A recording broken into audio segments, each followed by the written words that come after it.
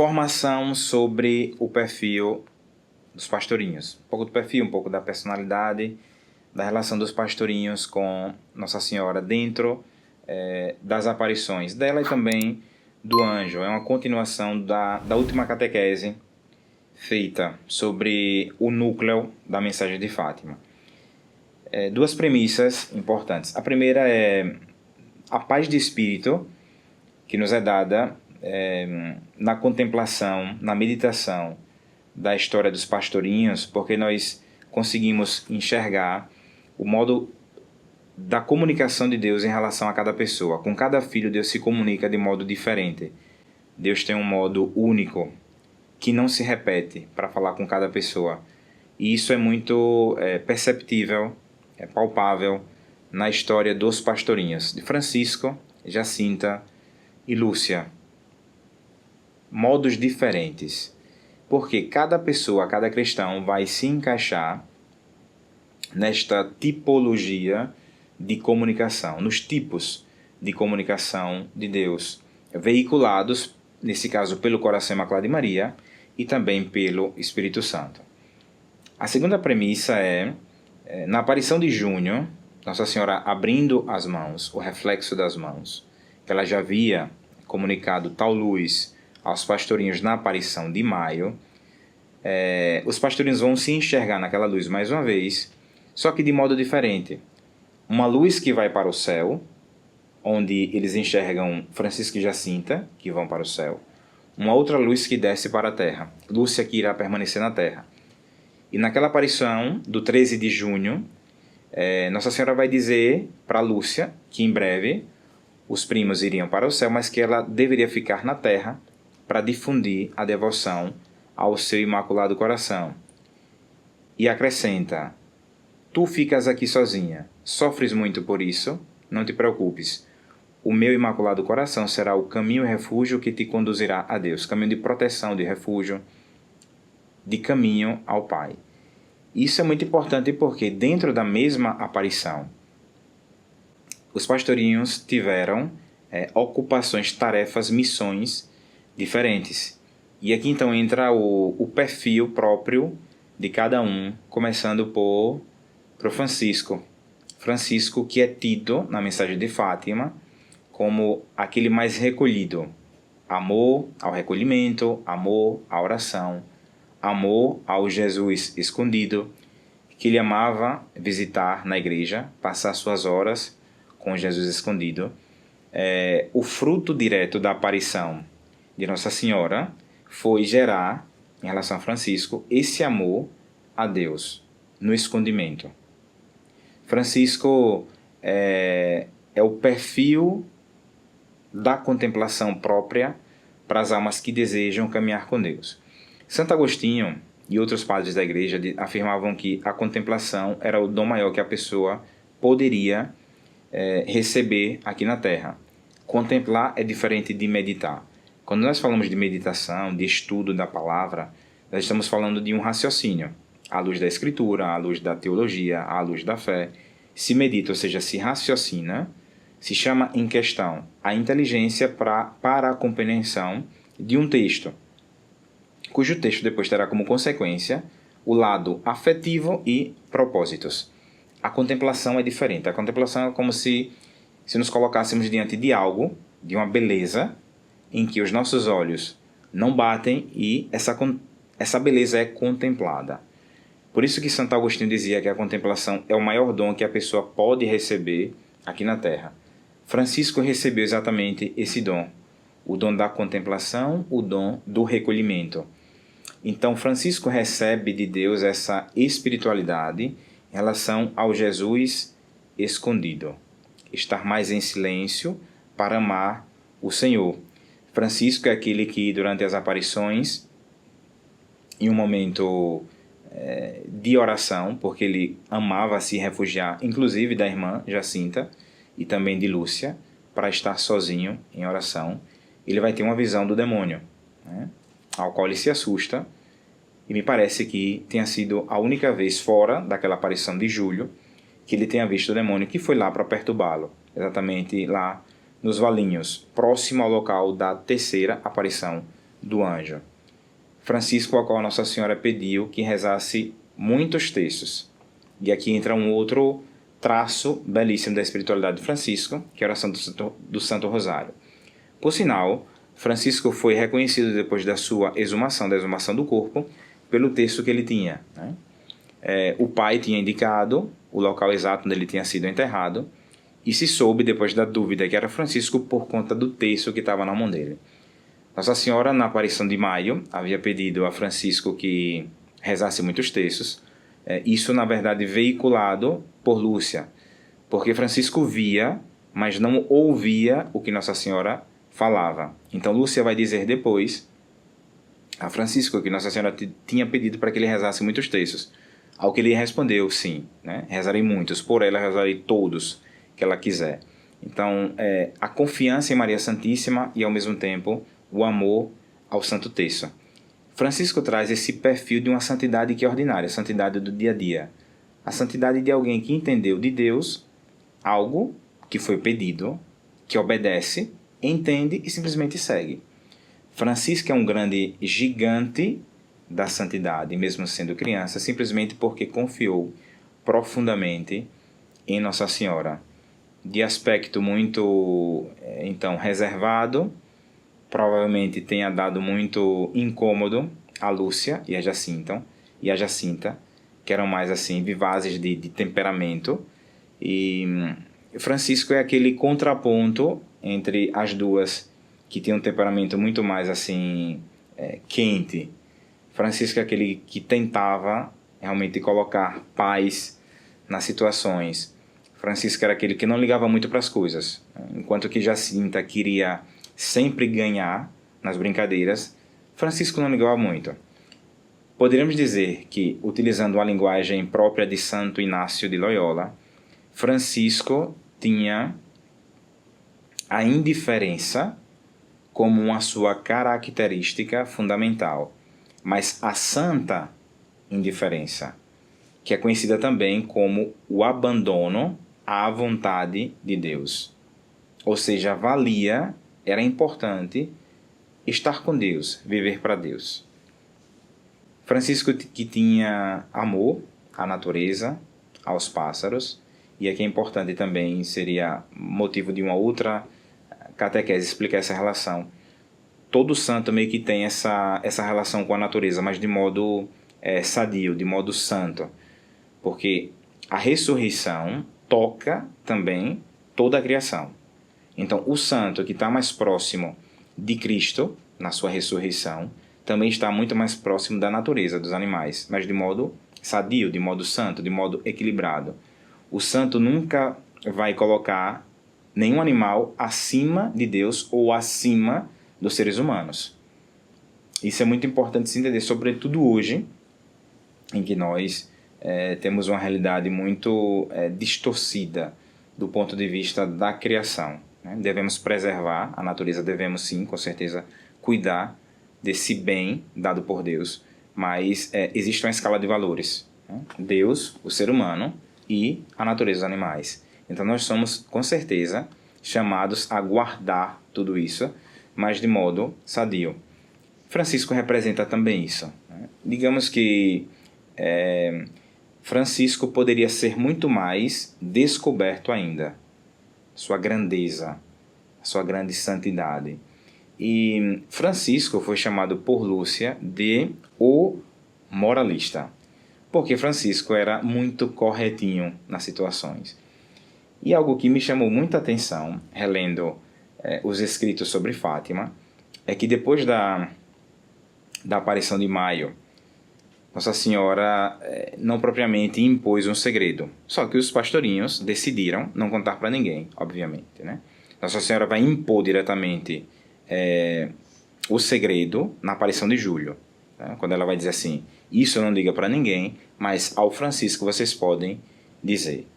Então, depois daquele encontro com a Senhora, Jacinta não conseguiu controlar a língua e então solta, durante o jantar em casa, aquilo que havia acontecido, né?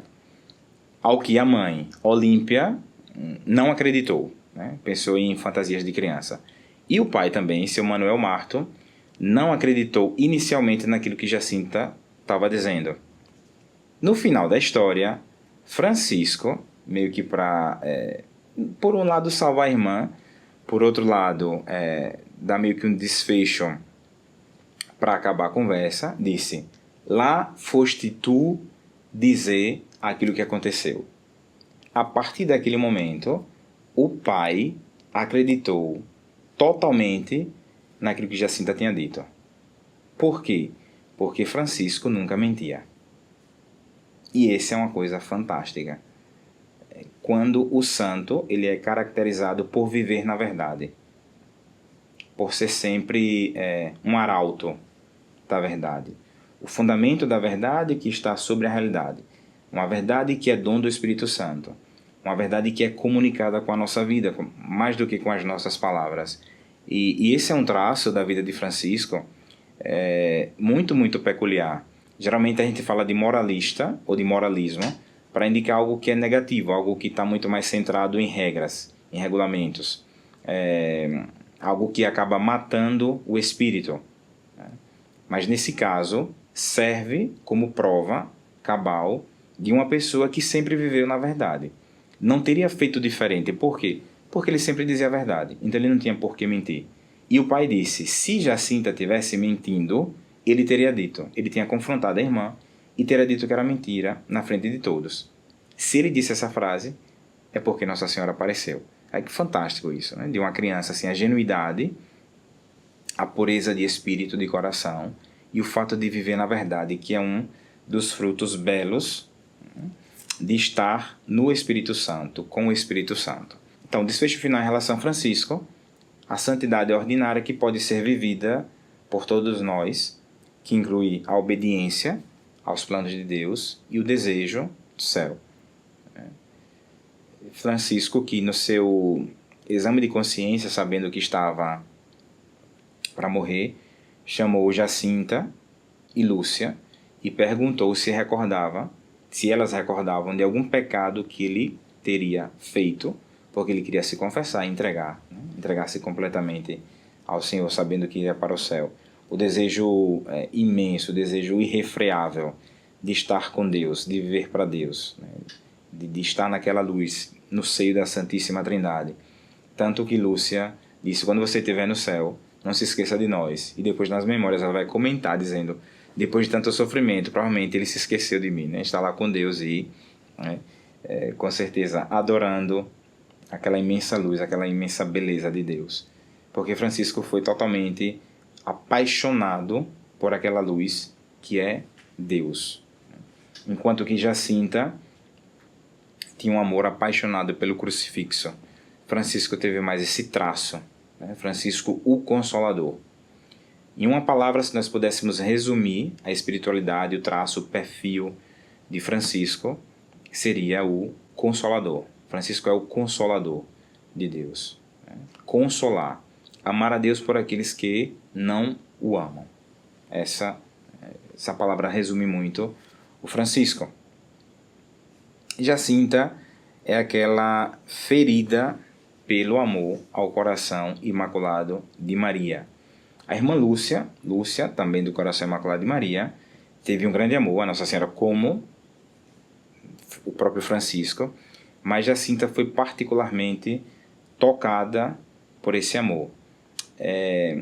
A ligação de Lúcia foi muito mais forte, se é que a gente pode dizer, do ponto de vista pelo menos externo, com Jacinta do que com Francisco, até pela afinidade de temperamento, né? Lúcia vai dizer nas aparições que Francisco não tinha isso, né? de querer combater, ganhar, diferente de Jacinta e dela. Lúcia que tinha um temperamento muito forte, já manifestado desde a sua infância. Então com Jacinta ela tinha uma proximidade muito, muito maior. E é interessante que as primeiras memórias que ela vai escrever, ela narra exatamente um pouco ou quase toda a história, né, de Jacinta, é o que nós encontramos no livro de Fátima. Ela faz o retrato de Jacinta com uma precisão notável, porque Lúcia teve o grande dom de natureza, né, e também de graça, com certeza, de uma memória prodigiosa. Então ela vai fazer o retrato de Jacinta, retrato assim muito, muito bem feito, recordando nas suas memórias todo o amor vivido com a prima, tudo aquilo que foi, né? Foi causa do amor em comum, das aparições em comum, dos diálogos mais interiores com a própria Jacinta, visto que Jacinta também ouvia o que Nossa Senhora dizia, né? Lúcia era aquela que ouvia, né? E também falava com Nossa Senhora. Jacinta ouvia, mas não falava. Então ela faz o retrato de Jacinta a partir do seu temperamento, da sua delicadeza de alma, da sua sensibilidade, seja no lado positivo, uma menina muito sensível, aberta ao amor, né? Ainda que um pouco mais, talvez, dura ou seca em relação ao próprio Francisco, né? Mas ela também é reservada, muito delicada, muito sensível. E, por outro lado, uma sensibilidade meio que negativa, de se irritar, né? Nas situações, um pouco como Lúcia também, diferente do Francisco, que acolhia mais as situações. Digamos que se Jacinta tivesse crescido, se tornado jovem, adulta, provavelmente, por aquilo que a gente vê nas memórias, teria sido como Lúcia, muito séria e uma jovem que com certeza não mandaria recado, né? Teria confrontado, enfrentado as situações, né?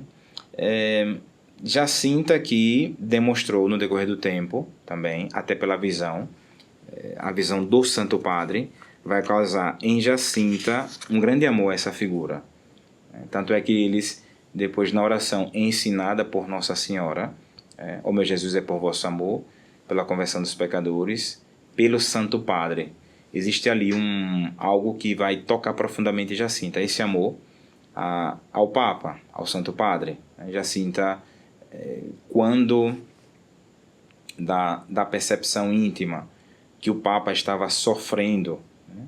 Que pessoas gritavam fora, né, da igreja, do Vaticano, contra o Papa, ela assumiu isso para si e se ofertou muito em relação ao Papa. Sempre nos seus sacrifícios, ela colocava esse amor e esse ato de reparação e também de força para o Santo Padre. E aqui a gente já começa, lógico, a perceber a diferença do perfil, dos perfis dos pastorinhos, né? Enquanto o Francisco não demonstrou muito, por exemplo, esse traço em relação ao Papa, lógico, rezava também, né? Com certeza. Mas Jacinta assumiu muito mais para ela esse amor à pessoa do Santo Padre, ao coração imaculado de Maria, e poderíamos dizer que a figura em si de Jacinta serve muito para a nossa atualidade, onde nós, com certeza, muitas vezes enxergamos que a própria figura em si do Papa foi, às vezes muito questionada, né? E aí o que Jacinta poderia ensinar a partir do seu perfil para nós hoje? Seria com certeza a oração e a penitência oferecidas em ato de amor, de reparação e como fortaleza ao Santo Padre. Isso seria um dos pontos marcantes, com certeza, da Jacinta. Jacinta que recebeu uma visita de Nossa Senhora no hospital, depois que ela fica doente.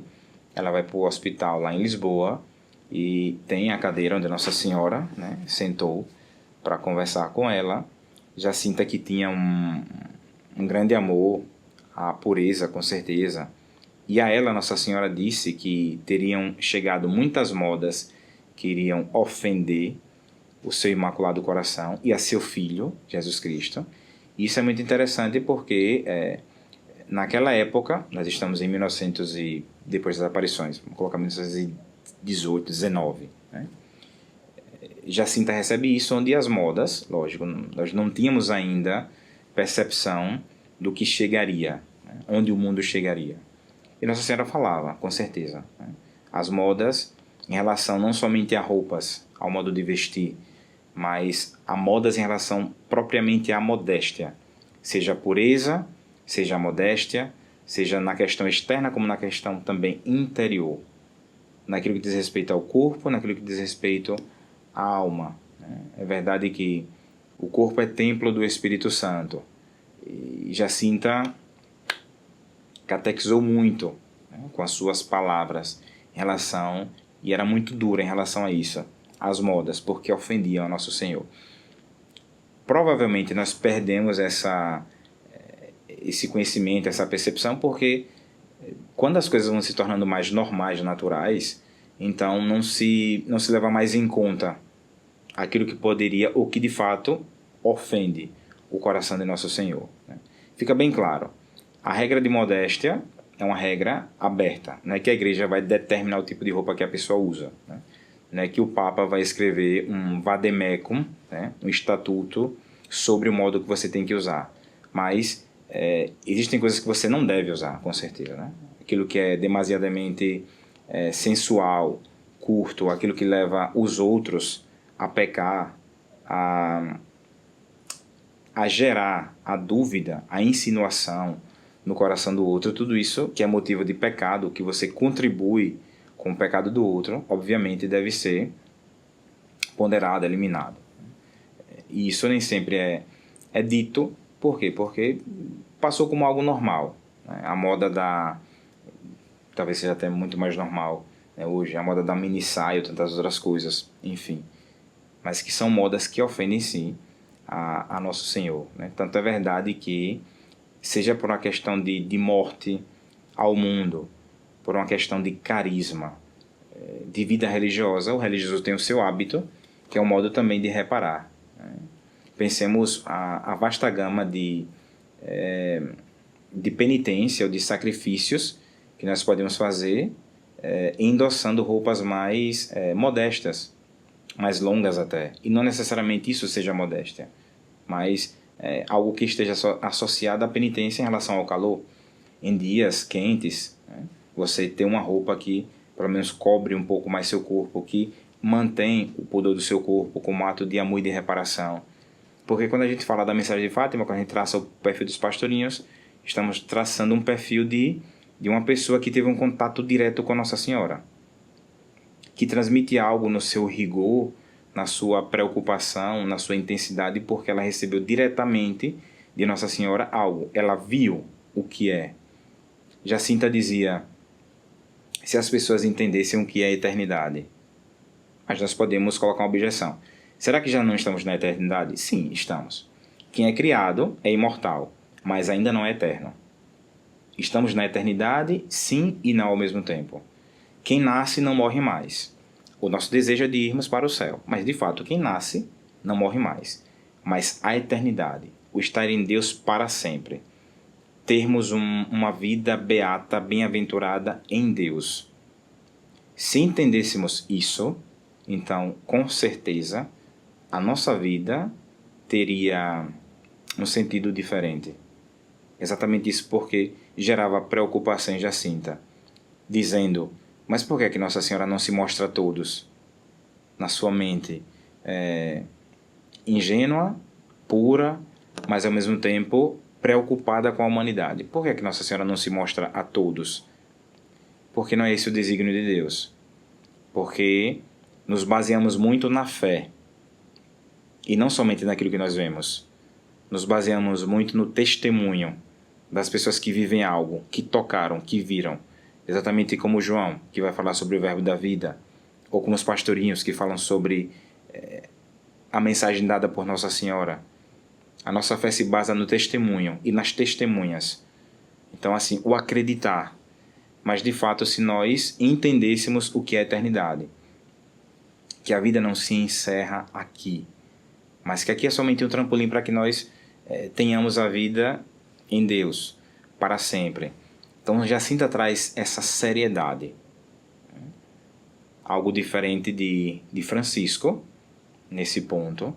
Jacinta traz essa seriedade. A nossa vida deve ser enfrentada com seriedade. A nossa salvação deve ser vivida como algo sério, com temor e tremor, vai dizer São Paulo. É preciso sermos sérios.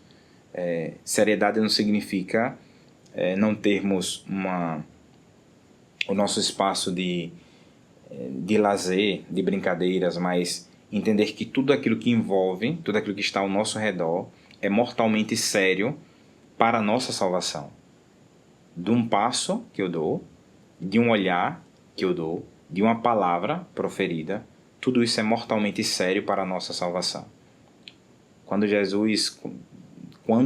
se afirma isso, que o vosso sim seja sim, o vosso não, não, é dentro da presença de Deus na nossa alma, e esse convite, claro, de santidade, de seriedade.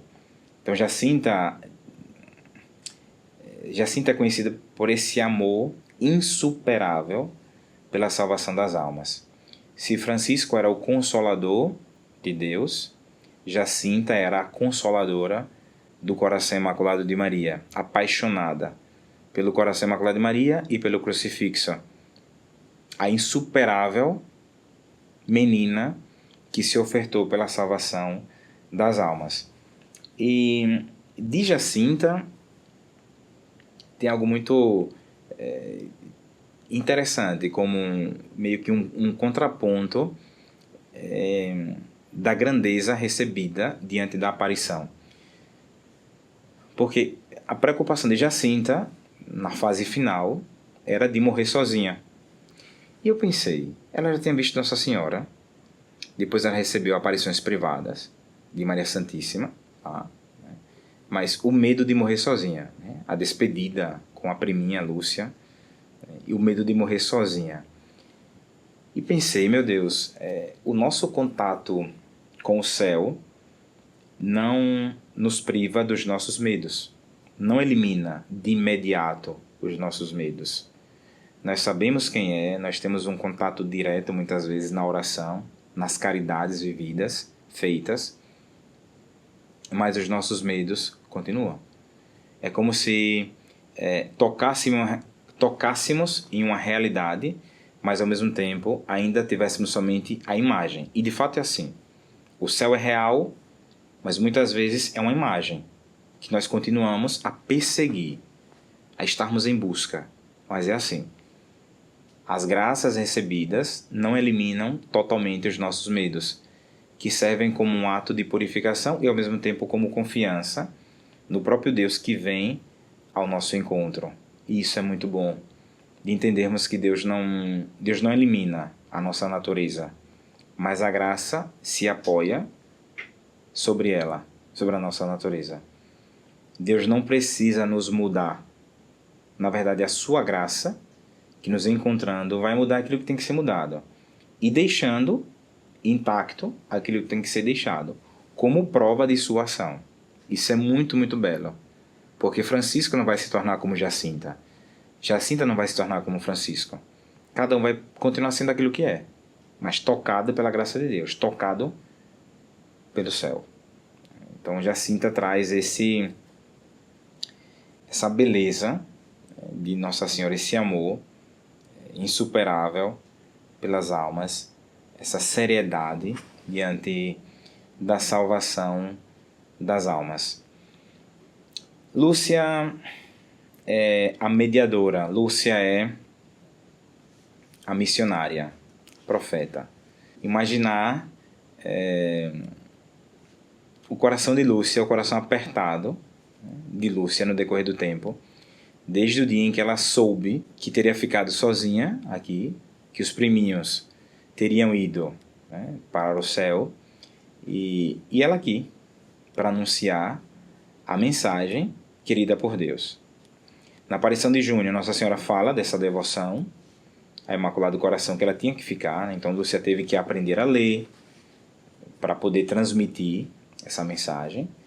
Na aparição de julho, então do mês seguinte, quando do segredo, Nossa Senhora depois vai dizer que Deus quer estabelecer no mundo essa devoção, a devoção ao seu Imaculado Coração. Então Lúcia teve toda uma preparação para anunciar essa mensagem. E pergunta, não teria sido muito melhor ou mais simples se os três tivessem ficado juntos para anunciar essa mensagem? Sim. Teoricamente, sim. É uma pergunta válida, uma pergunta pertinente. Mas Lúcia teve que ofertar também essa breve separação. era nos desígnios de Deus. Lúcia não devia estar apoiada em nada e em ninguém, mas somente na graça do Senhor. Na aparição de Maio, Nossa Senhora diz: deveis sofrer muito, mas a graça de Deus será o vosso conforto. Esse sofrer muito, intensamente muito, na vida de Francisco e Jacinta, vai demorar uma base de 2 ou 3 anos. Francisco morre um pouco antes, Jacinta em 1920, Lúcia vai morrer em 2005. Então, esse sofrer muito em Lúcia, além da intensidade, foi comunicado em relação de extensão temporal. Ela sofreu muito e por muito tempo para anunciar a mensagem. De resto, não tem como você anunciar ao mundo algo tão bom, tão perfeito, tão de Deus, senão a partir dos sofrimentos. Então, alguns traços em relação à própria Lúcia. E antes de falar desses traços,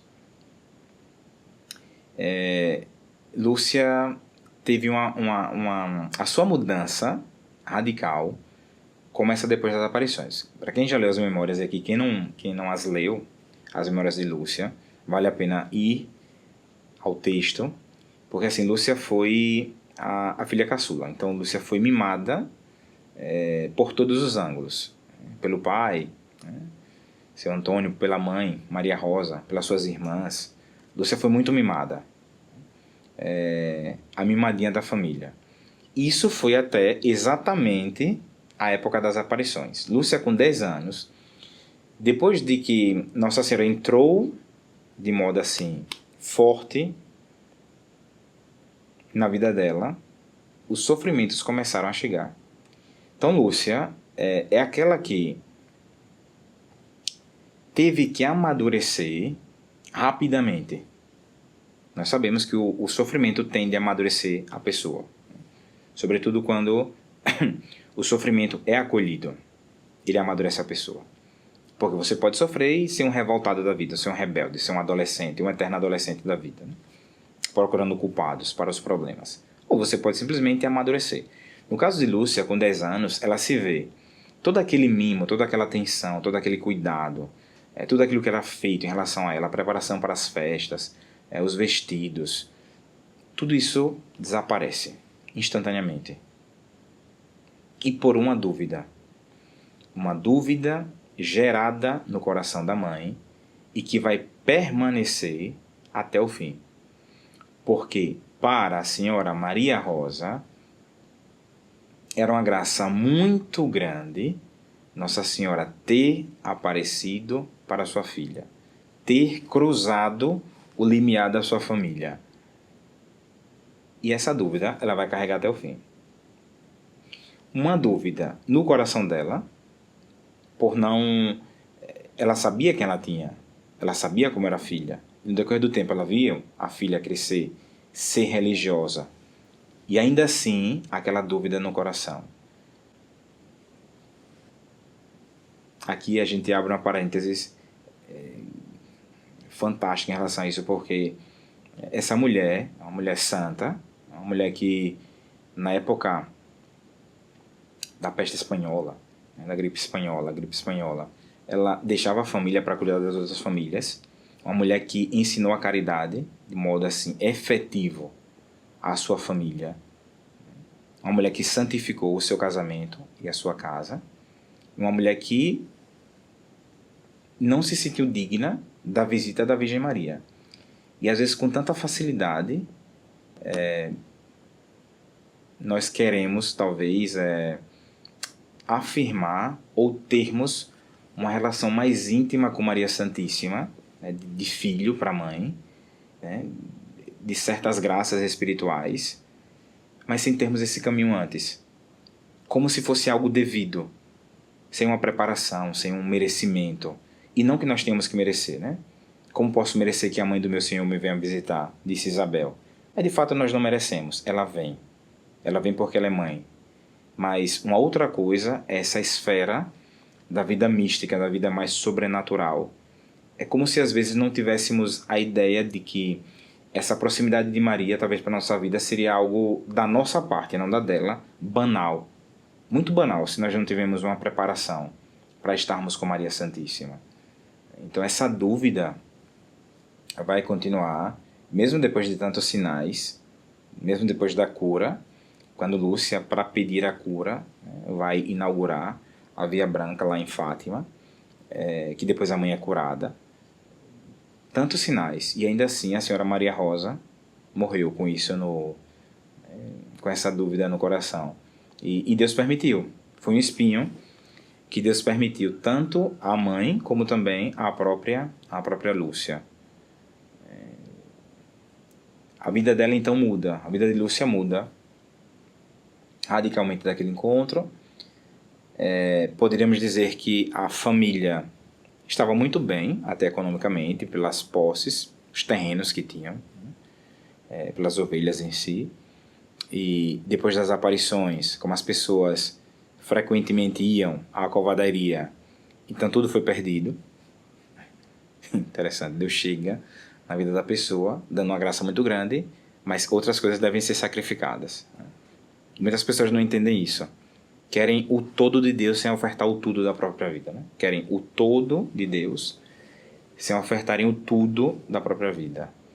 E é isso. Então, Lúcia se vê com a defesa do pai, um homem muito bom, um homem muito santo, um homem, pai de família, né?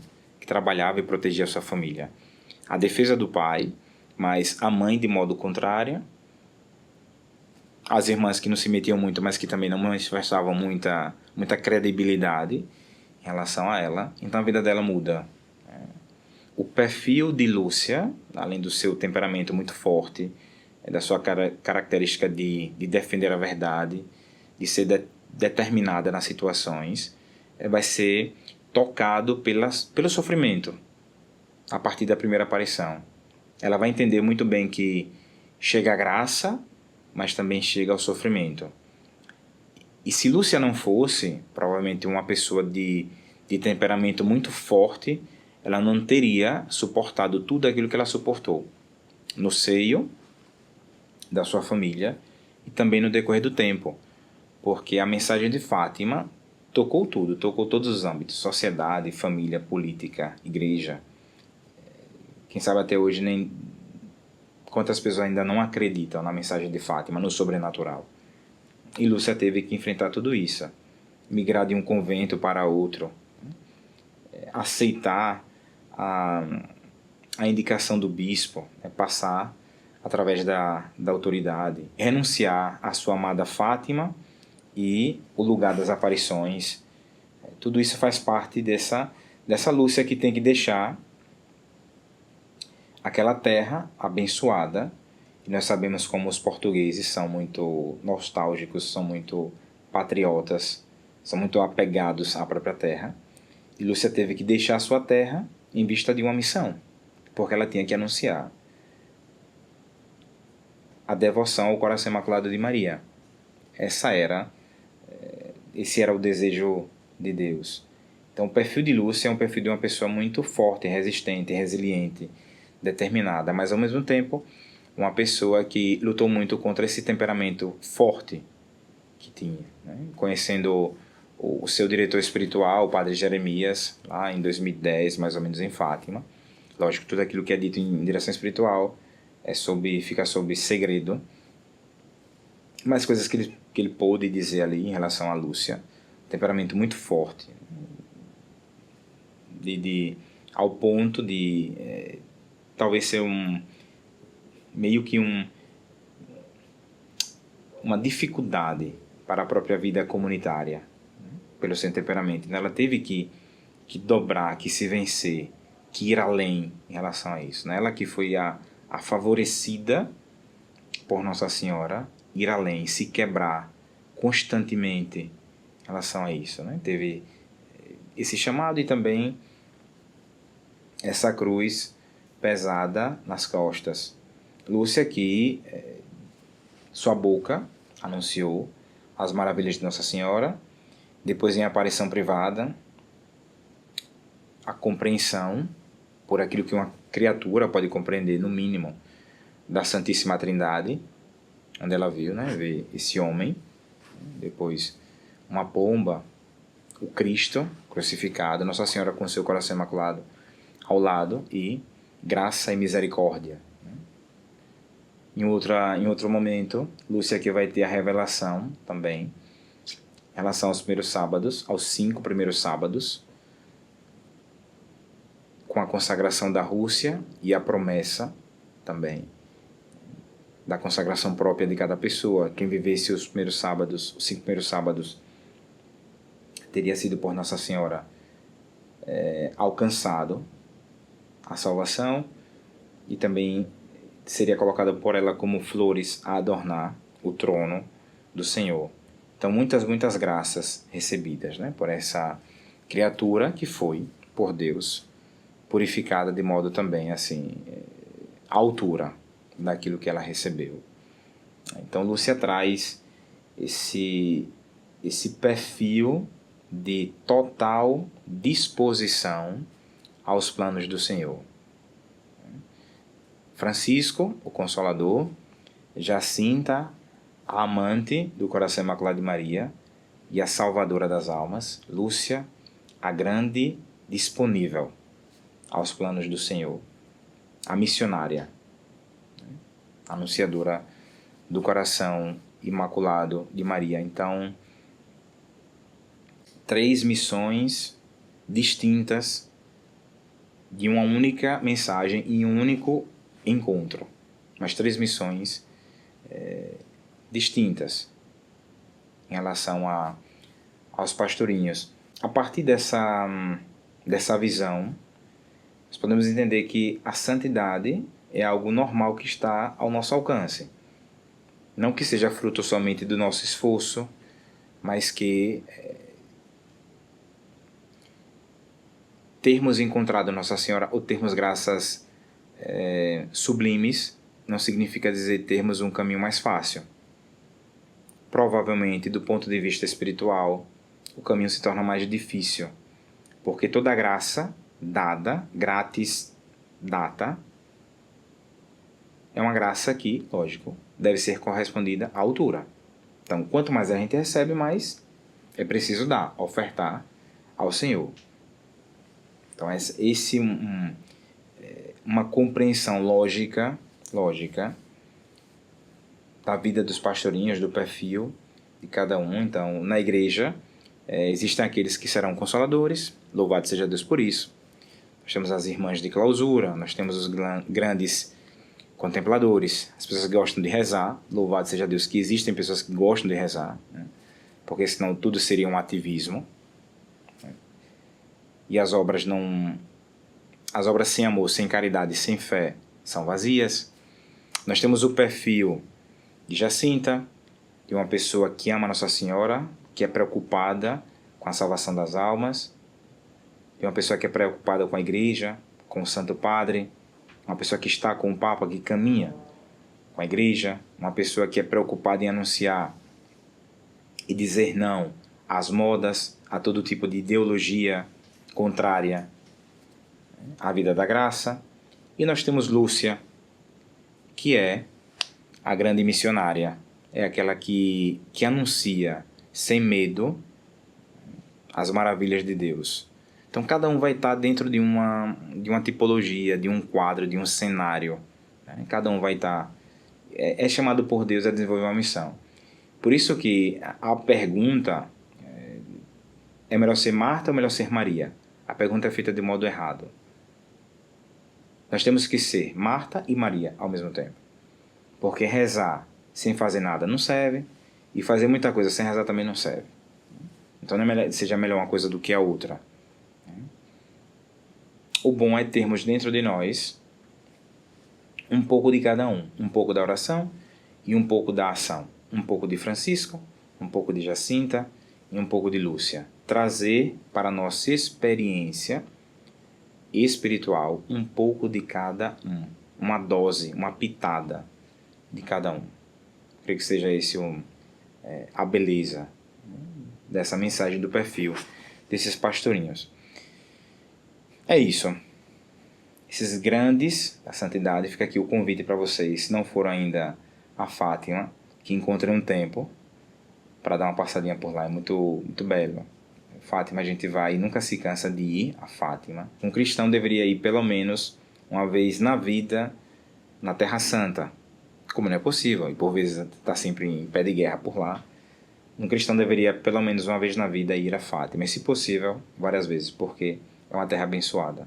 E lá a gente toca realmente a essência da fé de um modo muito materno, veiculado pelo coração imaculado de Maria, cujo coração devemos nos apaixonar, porque Maria é bela, seu coração é fundamental para a nossa salvação. Deus abençoe, até a próxima, e é isso aí. Santidade. O Senhor esteja convosco, Ele está no meio de nós. Por intercessão do coração imaculado de Maria, a bênção de Deus Todo-Poderoso, Pai e Filho e Espírito Santo, desça sobre vocês e permaneça para sempre. Amém. Deus abençoe e viva aos pastorinhos.